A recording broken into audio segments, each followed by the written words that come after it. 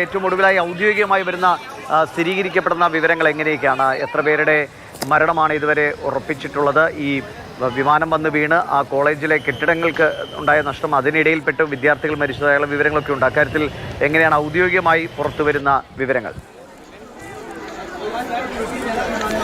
ദിവിഷ, ഈ ഔദ്യോഗികമായ ഒരു കണക്കുകളൊന്നും തന്നെ സർക്കാർ ഇതുവരെയും പുറത്തുവിട്ടിട്ടില്ല. കാരണം ഇപ്പോൾ നിലവിൽ രക്ഷാപ്രവർത്തനത്തിനാണ് ഈ ശ്രദ്ധ കേന്ദ്രീകരിക്കുന്നത്. അതുകൊണ്ട് തന്നെ രക്ഷാപ്രവർത്തനവുമായി ബന്ധപ്പെട്ട കാര്യങ്ങളാണ് നിലവിൽ നടക്കുന്നത്. പക്ഷേ ഈ അനൗദ്യോഗികമായി ലഭിക്കുന്ന വിവരങ്ങൾ അനുസരിച്ച് 170-ലധികം പേരുടെ മൃതദേഹങ്ങൾ ഈ അഹമ്മദാബാദിലെ സിവിൽ ആശുപത്രികളിൽ ഉൾപ്പെടെ കൊണ്ടുവന്നിട്ടുണ്ട് എന്നാണ് ലഭിക്കുന്ന വിവരം.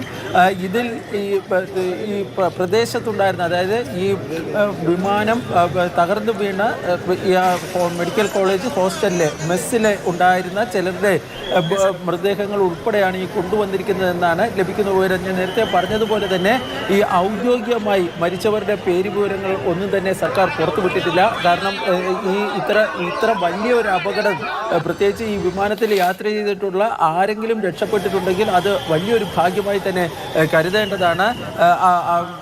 ഈ പലർക്കും ഈ നമ്മുടെ ഈ ടോൾ ഫ്രീ നമ്പറിലുമൊക്കെ വിളിച്ചിരുന്ന പലരിൽ നിന്നും ലഭിക്കുന്ന വിവരം അനുസരിച്ച് അവർക്കൊന്നും തന്നെ കൃത്യമായ ഒരു വിവരം, അതായത് ഇപ്പോൾ അവരുടെ ബന്ധുക്കളുടെ ഇപ്പോഴത്തെ അവസ്ഥ സംബന്ധിച്ചുള്ള ഒരു വിവരം ലഭ്യമായിട്ടില്ല.